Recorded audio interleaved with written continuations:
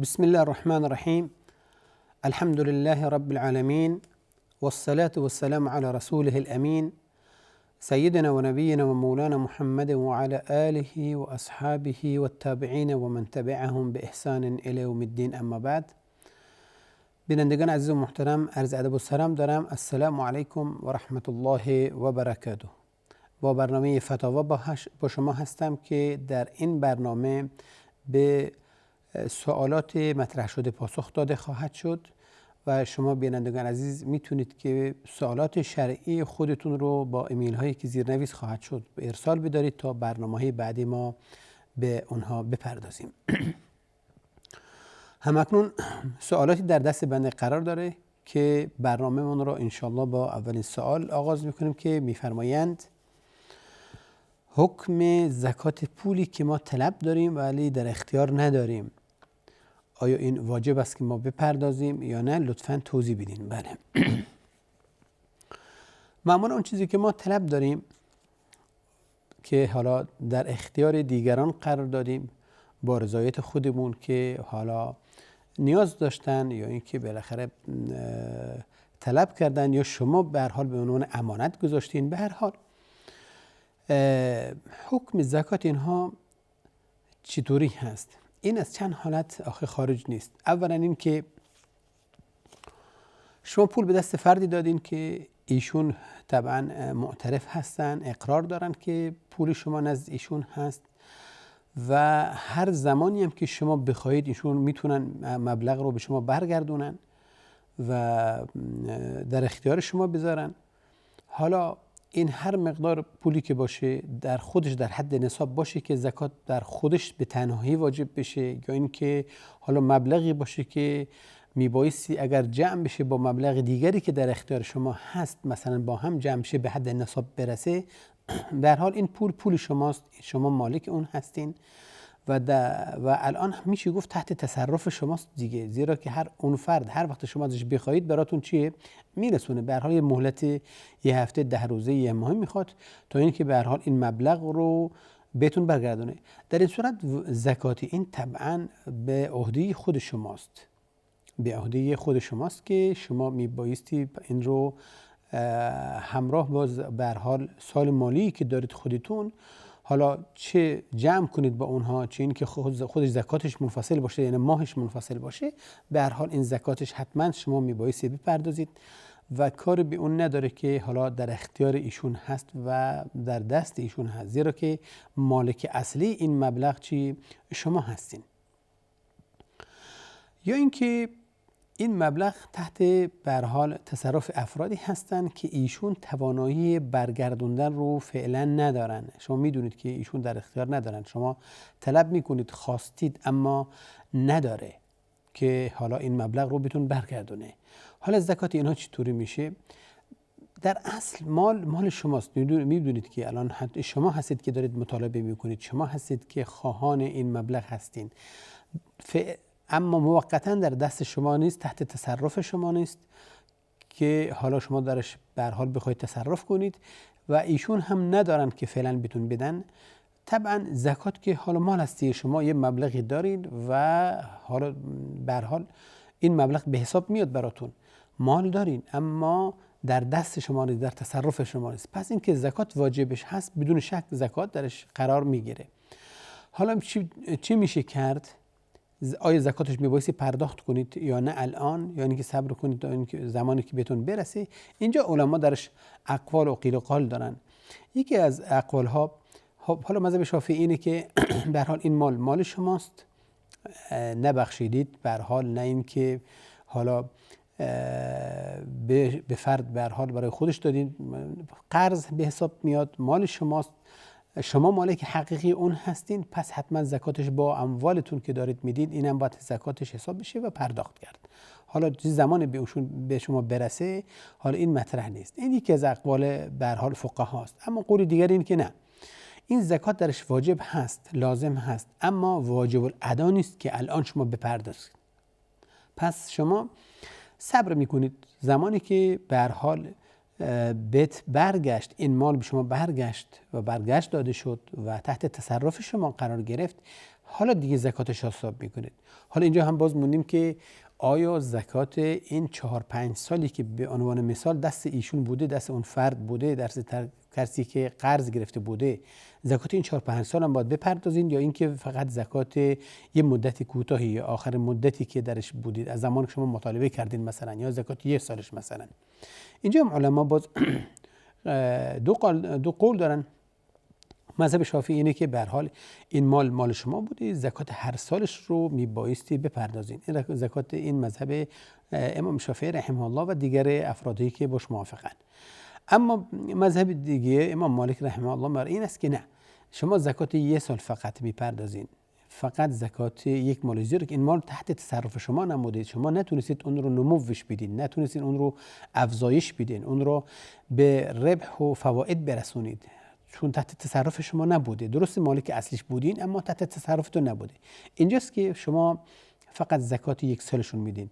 حالا این که صبر میکنید تا اینکه 1 سال ازش بگذره از زمان که به شما تحویل داده شد، یا اینکه نه به مجرد به هر حال دریافتتون زکاتش رو پرداخت میکنید.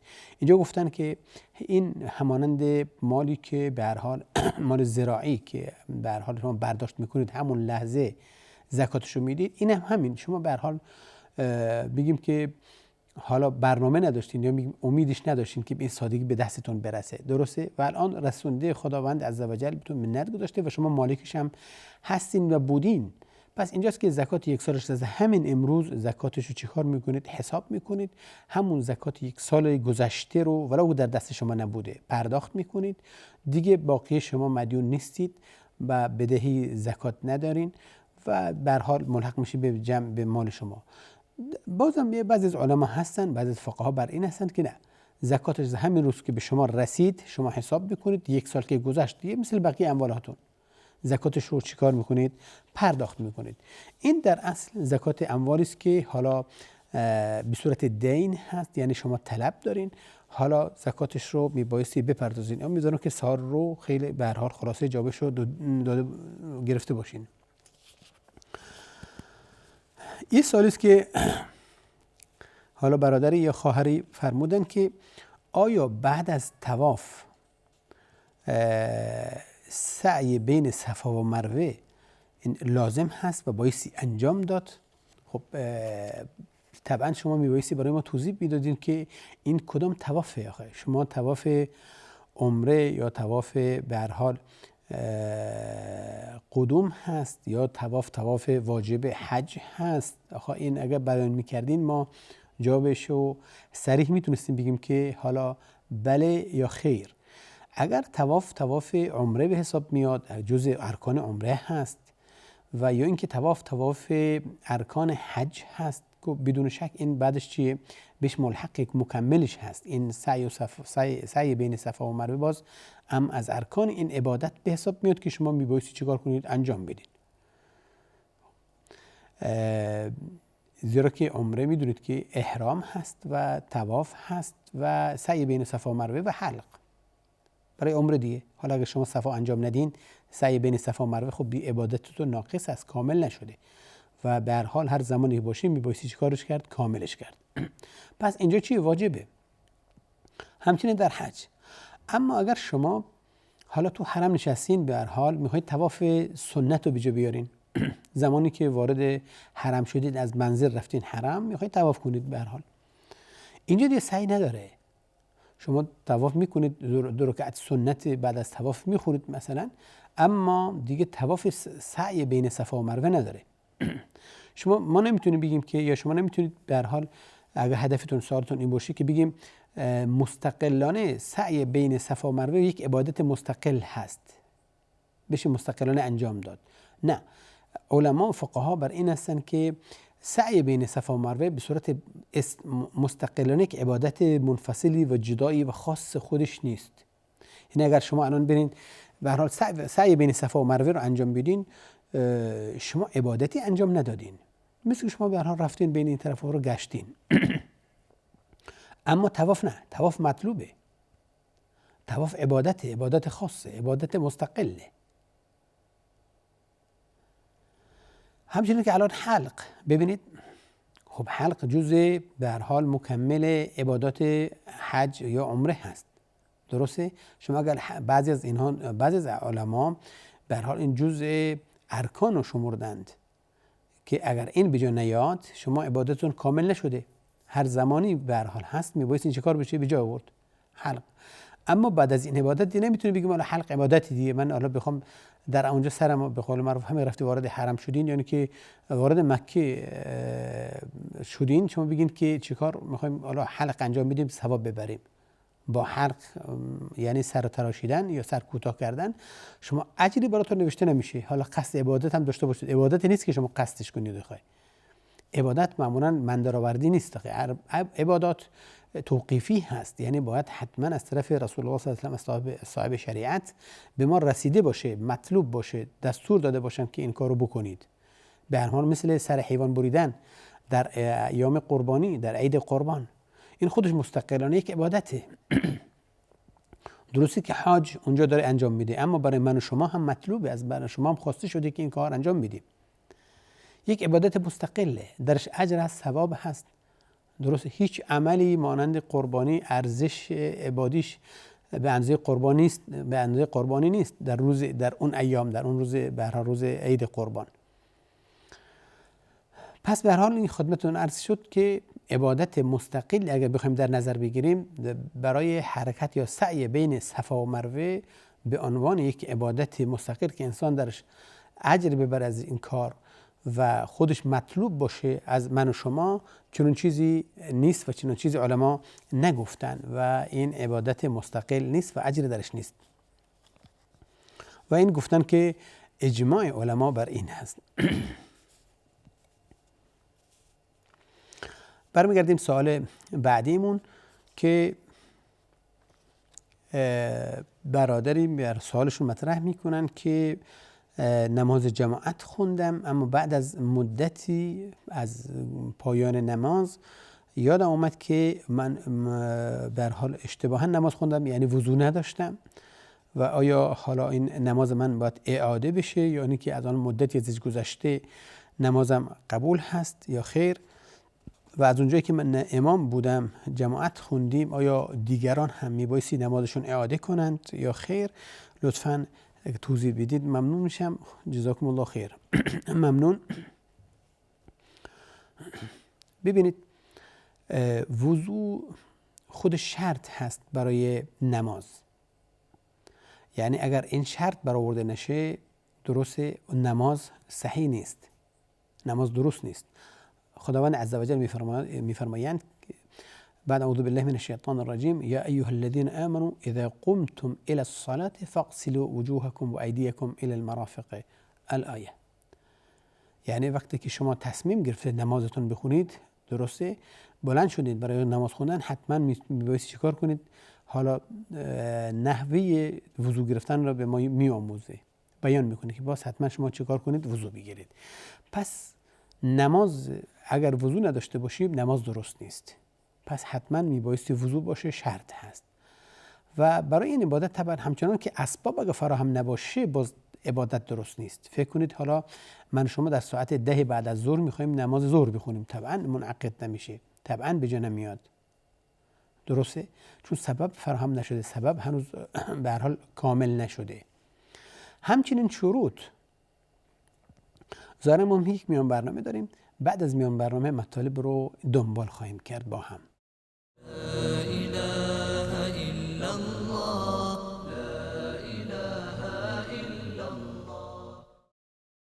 با سلام دوباره خدمت شما بینندگان عزیز و محترم. برمیگردیم به سوالی که به هر حال مطرح شده بود، اینکه نماز خوندن، به هر حال بعد از اینکه مدتی گذشته متوجه شدن که ایشون وضوشون کامل نبوده، وضو نداشتن، اشتباهاً به هر حال دون تعمد بوده.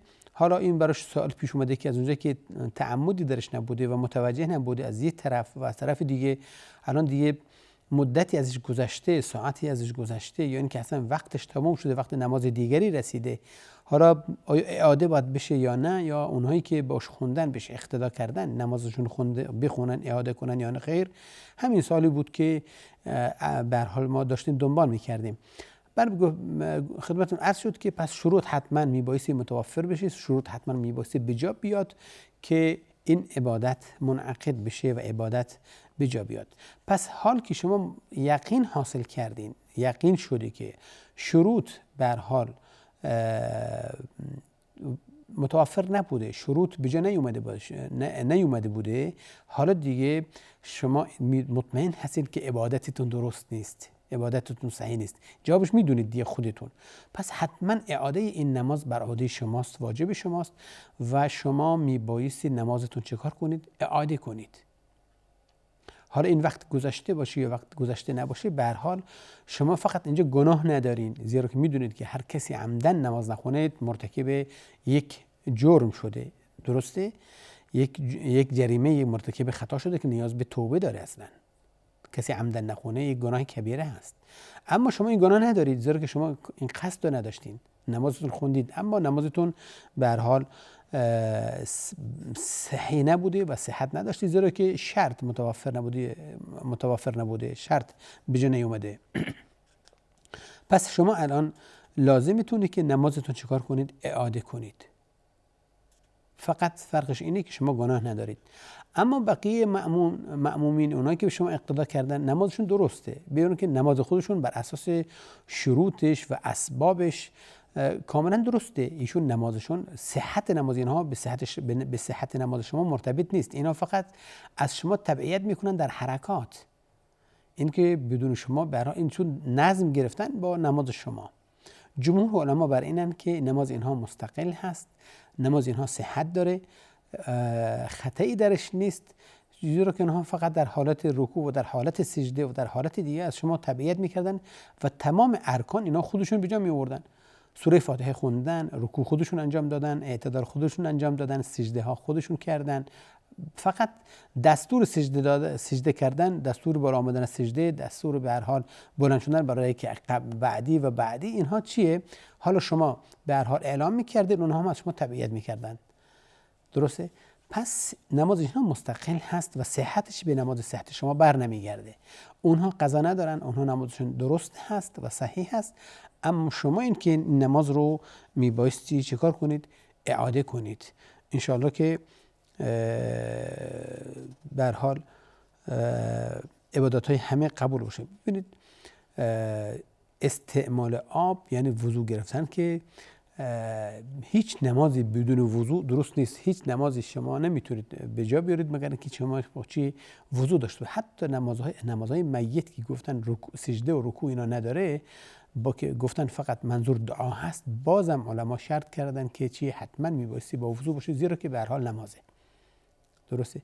در دو حالت شما میتونید که حالا از آب استفاده نکنید، اونم میبایستی طبعا به حالا انتقال پیدا کنید به اون چیزی که قائم مقام وضو هست، یعنی وضو گرفتنه، یعنی تیمم. اون زمانی که آب نباشه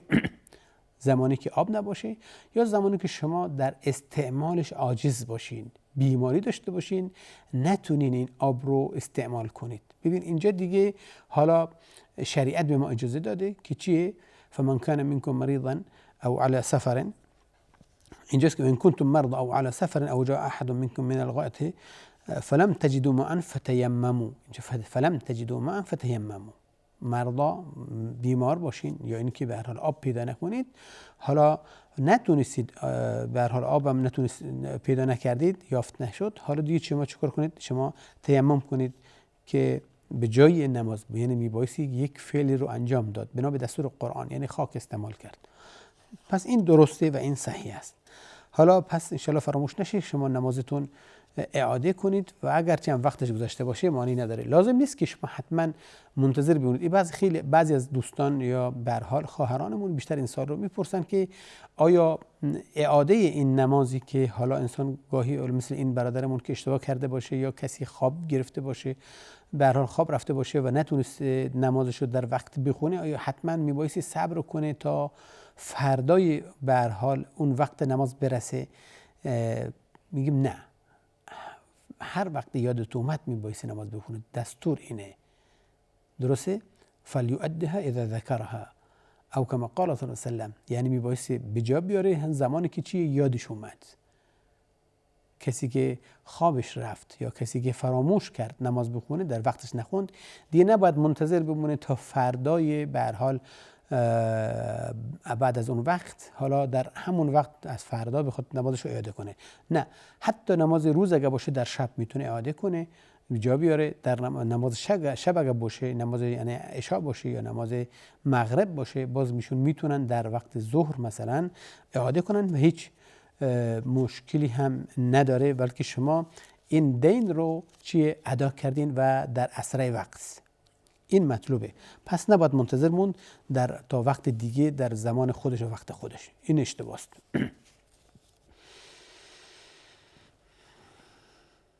یک سالس درباره خرید حالا اساس یا وسیله یا منزل چیزی از به هر حال از طریق بانک. سوال اینه که آیا خرید منزل، ماشین یا هر چیز دیگه از طریق مؤسسات مالی یا اینکه بانک، آیا این جایز هست یا نه؟ لطفاً برامون توضیح بدین. بله.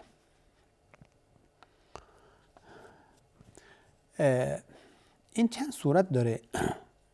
اگر به عنوان مثال شما رفتین به هر حال از یک شرکت چیزی بخرین، حالا ماشین بگیرین، بانک شما را ضمانت میکنه مثلا نامه میده که ایشون نزد ما حساب دارن، اینقدر تو حسابش به هر حال پول وجود داره، از این زمان حالا با ما هست، حسابش نزد ما هست. همچون نامه اگه بهتون بده و شما خودتون مستقیما مباشرتا با یک شرکت تعامل میکنید، حالا اقساط میگیرید، نقد میگیرید، به هر حال خب این معنی نداره و این نامه دادن بانک هیچ اثر سوئی در این معامله نمیذاره. معذرت میخوام، حالا بگیم اگر بانک ربوی باشه که معاملشون بر اساس ربا باشه، پس این معنی نداره و نامشون درست هست. فقط به عنوان مثال یک توثیق عقده، به اینکه اونها مطمئن باشن، شرکت مطمئن باشه که حالا شما حقوقی دارین، درآمدی دارین، محل کارتون ثابت هست. به هر حال این نامه ازتون میخواد شاید و بانک هم نامه بهتون میده و شما هیچ چیزی هم به هر حال به بانک نمیدین در طول این مدتی که پرداخت میکنین. حالا ببخشید، به صورت نقد اگر باشه که حالا دیگه مشکلی نداره و به صورت اقساط هم که باشه، خب شما ماهانه خودتون این مبلغ رو پرداخت میکنید، به صورت چک باشه یا به صورت هر چیزی باشه. این معامله درسته، این صحیح هست. حالا شاید به صورت اقساط بگیرین که مشخص باشه در همون لحظه که شما میخواید به هر حال این معامله میخواد صورت بپذیره، میدونید که حالا اگر نقد بخرید به عنوان مثال، شاید حالا 10 میلیون تومان به عنوان مثال تفاوت داشته باشه. شما الان نقد بخرید اینقدر هست، با اقساط بخواید گرونتره، 5 میلیون تا 10 میلیون تومان چیه به عنوان مثال گرونتره.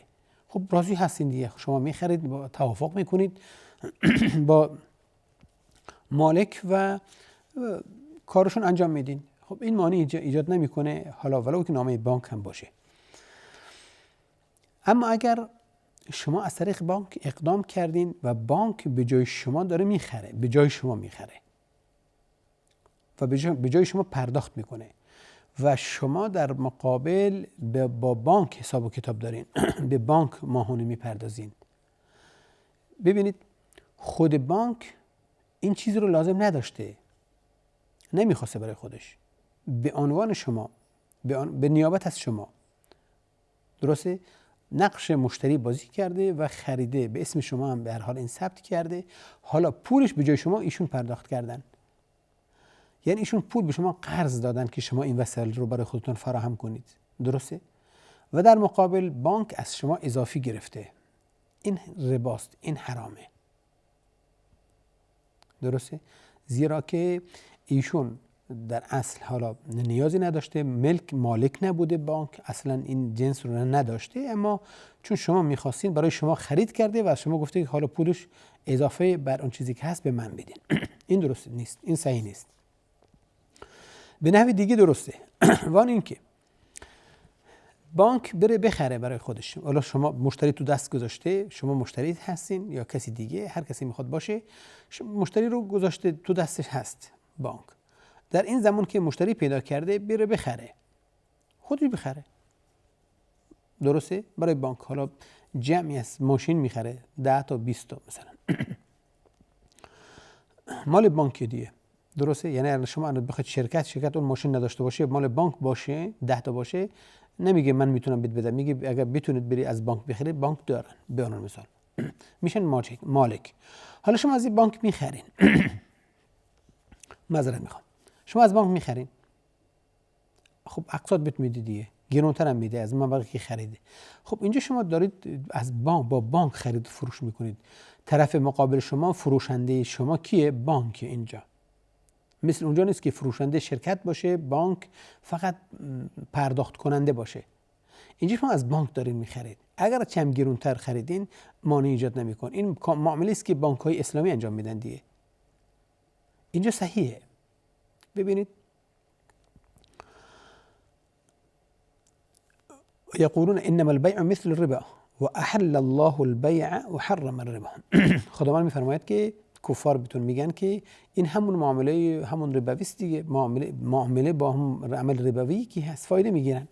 اما خداوند میفرماید که فرقش اینه که معذرت میخوام، خداوند میفرماید که فرقش اینه که احل الله البیع و حرم الربا.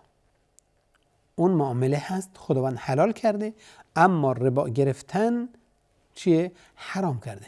بنا به آثاری که داره در جامعه، بیکاری، تورم، وسایل و به هر حال جامعه به هر حال انسانی نابود میکنه. حقیقتا ربا اینجاست که حالا فلسفه دیگر هم هست، کاری بهش نداریم فعلا. اینه که خداوند معامله رو حلال کرده، اما ربا گرفتن و ربا دادن چیه؟ حرام کرده. درسته؟ پس این معامله به این صورت که خدمتتون عرض شد، به صورت تعامل خرید فروش درسته، اما اینکه بانک پول بده به نیابت از شما بخواد بهش بپردازین، این صحیح نیست. این کار درستی نیست. امیدوارم که حالا به هر حال جواب اینم گرفته باشن دوستمان. یک سوالی است که برادری پرسیدن در باب زکات که فرمودن اگر کسی به عنوان مثال 20 تا گوسفند داشته باشه، حال بعد از 8 ماه این تعداد با افزایشی که میکنه و اینا، زاد و ولد و اینا، بشه مثلا 45 تا، آیا زکات اونها همون سال که گذشت از ملک، از اون داراییش در این بر این حیوان میبایستی بپردازه یا نه؟ یعنی سالشون ایشون میدونید که زکات به هر حال گوسفند و بز و اینها 40 تاست. به 40 تا برسه زکاتش دیگه شروع میشه. درسته؟ زکاتش یک عدده تا اینکه برسه به هر حال به 200 تا. حالا ایشون میگن که ظاهرا ما قبل از که بپردازیم به این سوال، یه میان برنامه رو با هم میبینیم. بعد از میان برنامه انشاءالله با هم این سوال رو دنبال خواهیم کرد.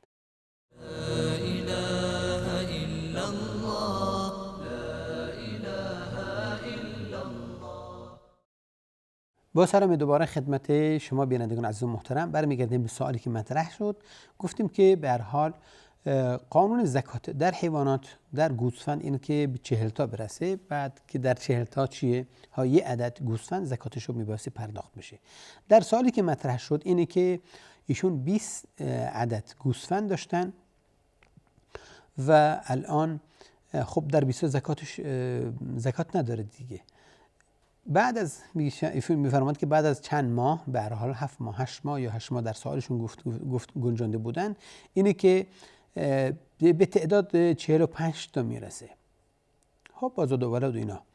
حالا زکاتش، سوالش اینجاست که زکاتش الان که 40 تا شده، حالا شاید سالم از اصل مالش گذشته باشه، باید پرداخت کنه الان زکاتش، یا اینکه میباسی صبر کنه تا اینکه از زمانی که 40 تا رسیده باید پرداخت کنه. حالا سالش اینطور نبود، البته سال گفت که ما چه کارش کی زکات پرداخت کنیم. حالا میدونید که زکات یا به زمانی که هر مالی به حد نصاب برسه زکاتش سال شروع میشه، نه اینکه زکاتش شروع میشه زکاتش واجب میشه. یعنی ما در پرداخت زکات دو چیز رو میبایستی در نظر بگیریم که این دو چیز با هم باید به هر حال کامل بشه. یک نصاب است که همون عدد هست که در گوسفند 40 گوسفند هست و در طلا 20 مسقال طلا، قیمت 20 مسقال یا 85 گرم خالص طلای خالص باشه به هر حال، و دیگر حیوانات و دیگر مال زراعت اینا کاری بهش نداریم فعلا. شرط دومش اینه که 12 ماه قمری ازش بگذره. درسته؟ 12 ماه قمری، یعنی اگر تا 11 ماه هم شما این عدد رو داشتین فروختین، درسته؟ کم شد، خب زکات نداره و سالش چیه؟ باز سالش پایان یافته و در حد زکات نبوده، زکاتی واجب نشده. هر زمانی که باز به تعداد کامل شد و به حد نصاب رسید، حالا زکاتش سال شروع میشه، باید تا 12 ماه بگذره بر این عدد. حالا زکات بعد از کامل شدن 12 ماه میبایستی چیکار کرد؟ بس زکات رو پرداخت کرد. اگر که الان در نظر بگیریم همین سال برادرمون، از اون زمانی که ایشون فکر کنید که 6 ماه یا 7 ماه این حیوانات 20 عدد داشته، اما بعد از 7 ماه یا 8 ماه خب با زاد و ولد که شد، از همین ماه به هر حال میگیم که اول شعبان شد 40 تا 40 عدد گوسفند شد از ماه اول شعبان. حالا دیگه باید صبر کنیم تا شعبان بعدی، اگر از 40 تا پایین نیومد حتما در سال آینده میبایستی پرداخت بشه. درسته؟ اینطور است که چون اون زمان ما به فرق فکر کنید که در ماه صفر ایشون 20 تا گوسفند خریدن، به هر حال شروع کردن به گله‌داری اینا، اما بعد از چند ماه شعبان شده 40 تا. حالا سالش از شعبان، نه از سالی که ایشون گوسفند رو خریدن و کمتر از 40 تا بوده. امیدوارم که برادرمون سالش جوابش رو گرفته باشن.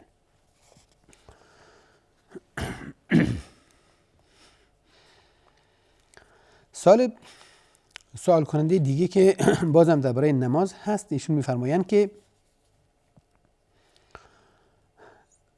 من عادت داشتم در نماز جماعت که میخوندم پشت سر امام، میگه معمولا من سوره رو میخوندم،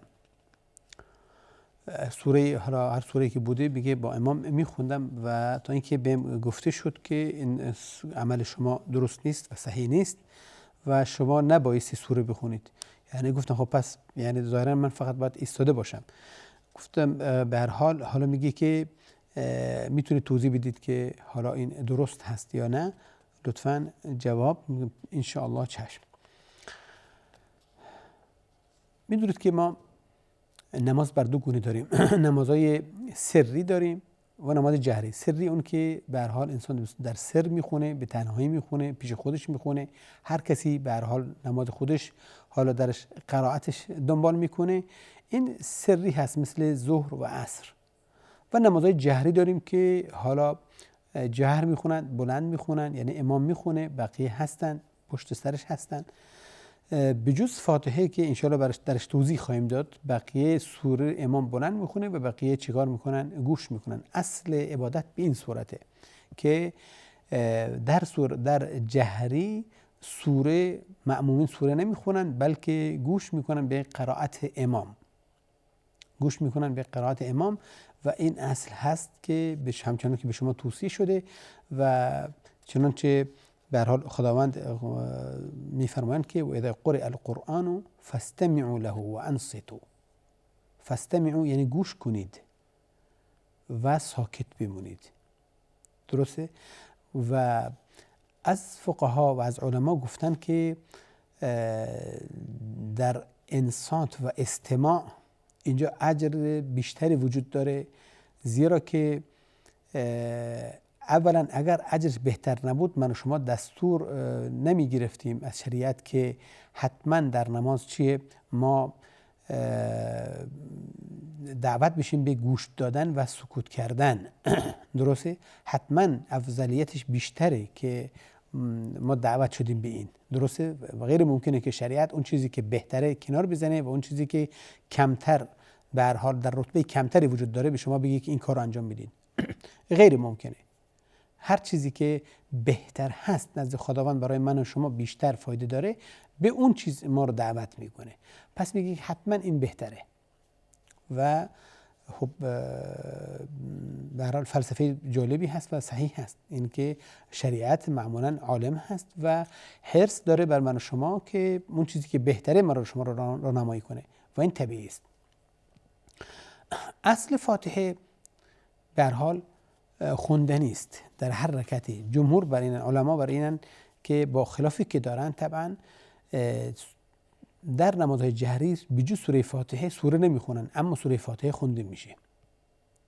و دلایلی هم دارن که اولا که به هر حال حدیث صحیح داریم که لا صلاة لمن لم یقرأ بفاتحه الکتاب او کما قال صلی الله علیه و سلم، نماز بدون سوره فاتحه درست نیست. این عمومیت داره و پس حتما فاتحه الکتاب باید خونده بشه که نماز درست بشه، عبادت درست بشه، نماز بجا بیاد. پس این گفتن واجب هست و لازم هست. ضمن که امام میخونه، مأمومین هم چیه میخونن. حالا چه زمانی همراه امام میخونن دو سوره فاتحه، یا این که بعد از آمین گفتن یک کم امام به هر حال مکس میکنه و مردم چیه سوره فاتحه خودشونو میخونن. در حدیثی است که معذرت میخوام، رسول الله صلی الله علیه و آله در نماز صبح بودن و فرمودن که لعلکم تقرؤون خلف امامکم، قلنا نعم. فرمودن که شاید شما پشت سر امام با امام میخونید. میگفتیم که بله. گفتن رسول الله صلی الله علیه و آله فرمودن که لا تفعلوا، این کار رو نکنید الا بفاتحه الكتاب، الا بفاتحه الكتاب فانه لا صلاة لمن لم يقرأ بها. یعنی نمازی درست نیست شما این کار رو نکنید مگر فاتحه، سوره فاتحه، که نماز بدون سوره فاتحه درست نیست. امام شیخ بن باز رحمه الله میفرمایند که این دیگه به هر حال اساس و معیار هست و فیصله میده به قضیه‌ای که حالا خونده بشه خونده نشه. حدیث هست، صحیح هست، این که در نماز جهری بوده و رسول الله صلی الله علیه و آله داره در یک حدیث داره بیان میکنه که شما شاید با امام میخونید. گفتن بله، گفتین کار رو نکنید مگر چی؟ سوره فاتحه الکتاب. پس این که فرمودن قول راجح بر این هست که فقط در نمازهای جهری فقط ما چی؟ فاتحه الکتاب یعنی سوره حمد رو میخونیم، اما سوره بعدی چیه؟ ما واگذار میکنیم به امام که امام میخونه و ما بهش چیه؟ فقط گوش میدیم. پس اون چیزی که لازم هست، اون چیزی که واجب هست، اون که مطلوب هست که چیه؟ سوره فاتحه الکتاب خونده بشه. امام ابو حنیفه رحمه الله میفرماید که قرائت امام قرائت معموم هست. بنابراین این حدیث هر چه درش به هر حال قیل قال هست، میفرمایند که پس کسی که به امام اقتدا کنه، امام اون متحمل میشه، براش هر چیزی متحمل میشه.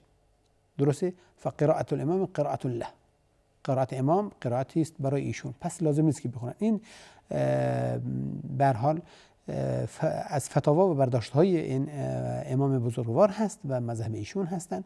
به هر حال ایشون نمیخونن. حالا هرچند که علما راجح رو برای این دونستن که سوره فاتحه خونده بشه و بقیه سوره نه. پس عمل شما برادرم که سوره میخوندید خب عمل کاملا اشتباهی بوده و شما فقط سوره فاتحه رو میخونید چون خدمتتون عرض شد، اما سوره رو شما حتما سکوت میکنید و لازم نیست بخونید مگر اینکه امام سکوتش طولانی باشه که دیگه شما سوره فاتحه خوندید. حالا اگر اینجا هم شما سوره به هر حال سوره توحید بخونید، قل هو الله احد بخونید، مانع ایجاد نمیکنه، زیرا که وقتی است که به هر حال شما سکوت کردین، امام سکوت کرده، چیزی نخونده، پس مانعی نیست که شما بخونید. میدونید که در نمازهای جهری که یا سه رکعتی یا چهار رکعتی هست، همون دو رکعت اول سوره خونده میشه بعد از فاتحه دیگه، درسته؟ رکعت سوم یا در نماز چهار رکعتی رکعت آخر سوم و چهارم دیگه بجز سوره فاتحه سوره دیگه خونده نمیشه. سنت اینه که خونده نمیشه و اکتفا میشه به همون سوره فاتحه و دنباله میدن به نماز. اما شما در طبعا گناهی ندارین و به هر حال نمازتون که خوندید نمازتون درست هست انشالله. شما بر اساس فهمتون این کار کردین و به هر حال مانعی ندارین. برمیگردیم به سوال دیگه که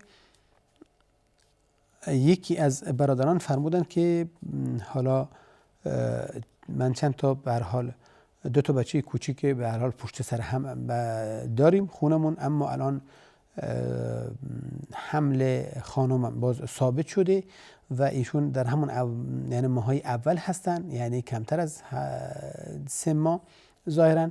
ایشون میگن که بنا به حالا مشکلی که ما برای مادر داریم، برای مادرش یعنی خانمش، مادر بچه ها و همچنین خود بچه ها که کوچیک هستن و اینا، به هر حال ما قصد اسقاط داریم، یعنی که انجام دادیم. بله، حالا به هر حال گفتن که شما به هر حال متحمل گناه شدین و اگر میشه در این باره توضیح بدین. بله.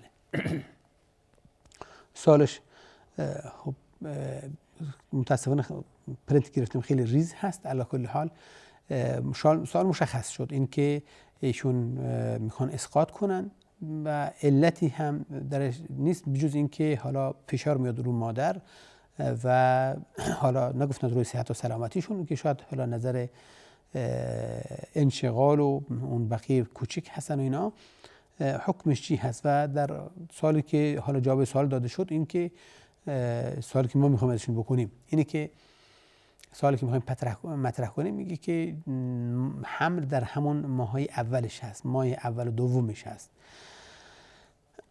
علما در این مسئله ببینید چند قول دارن. اولا بعضی از علما بر اینن که به مجرد اثبات حمل دیگه مراحل درست یه نوع حیات درش ایجاد شده و داره مرحله رو طی میکنه، دیگه انسان میبایستی به خداوند عزوجل توکل کنه، بجز اینکه ثابت بشه این برای مادر خطر حیاتی داره. این دیگه ما طبعا دفاع میکنیم و از مادر دفاع از مادر واجب هست، لازم هست، طبعا سخت میشه و جایز هست و الا جایز نیست. بعضی علما برای این که اگر حالا تقسیم میکنن این حیات حمل که اگر زمان قبل از روح باشه، قبل از 4 ماه باشه، بعضی گفتن قبل از این قبل از 40 روز باشه میشه، یعنی در همون ایام نطفه اگر باشه میشه سقط کرد و گناهی هم نداره، مانعی نداره. و اما اگر بعد از این باشه دیگه نه، به صورت مضغه تبدیل بشه دیگه نه، حلقه و مضغه. و بعضی از علما برای این که نه، اگر این معیارشون روح هست که بگیم که این حیات داره یا حیات نداره. اگر حیات داشته باشه انسان کامل هست، حق زندگی داره، حق معیشت داره، هر چه که در عالم دیگه باشه، پس ما حق اعتدا نداریم برش. همین بایستی تولد بشه و زندگی خودش رو ادامه بده. اما قبل از اون باشه گناهی نداریم. ظاهرا ما وقتمون به پایان رسیده و وقتی نداریم و همه شما رو به خداوند بزرگ میسپارم. سبحانك اللهم وبحمدك أشهد أن لا إله إلا أنت أستغفرك وأتوب إليك والسلام عليكم ورحمة الله وبركاته.